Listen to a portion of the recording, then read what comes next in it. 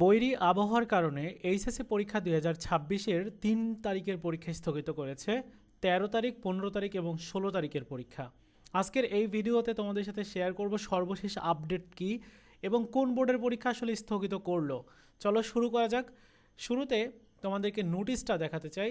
তোমরা নোটিশটা দেখতে পাচ্ছ যে এটা ঢাকা শিক্ষা বোর্ডের ওয়েবসাইটে আসলে তোমরা এইচএসসি কর্নারের মধ্যে এটা পেয়ে যাবে, যে বৈরী আবহাওয়ার কারণে এই যে আজকে প্রকাশ করেছে নোটিশটা কিছুক্ষণ আগেই।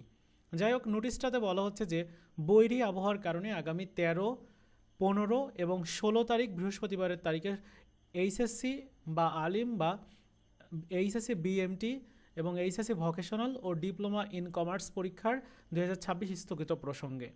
আর বন্যা পরিস্থিতির বিবেচনায় চট্টগ্রাম শিক্ষা বোর্ডের অধীনে সকল জেলা প্রশাসকের প্রতিবেদন এবং চট্টগ্রাম শিক্ষা বোর্ডের পরীক্ষা নিয়ন্ত্রকের পরীক্ষা স্থগিতের অনুরোধের প্রেক্ষিতে চট্টগ্রাম শিক্ষা বোর্ড এবং চট্টগ্রাম শিক্ষা বোর্ডের আওতাধীন বাংলাদেশ মাদ্রাসা শিক্ষা বোর্ড ও বাংলাদেশ কারিগরি শিক্ষা বোর্ডের অধীনে 13, 15 এবং 16 জুলাইয়ের সকল পরীক্ষা স্থগিত করা হলো।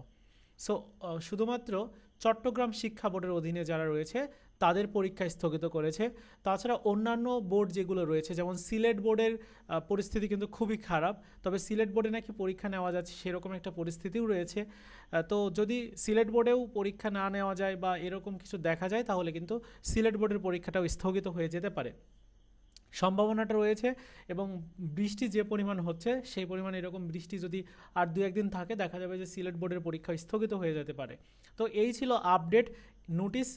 এবং শুধুমাত্র চট্টগ্রাম বোর্ডের যারা অধীনে রয়েছে তোমাদের আগামী 13 তারিখ, 15 তারিখ এবং 16 তারিখের যে পরীক্ষাগুলো রয়েছে এই পরীক্ষাগুলো স্থগিত করে দেওয়া হলো। তো এই ছিল আজকের মতো ভিডিও। দেখা হচ্ছে নতুন ভিডিওতে। ভালো থাকো সবাই, ধন্যবাদ।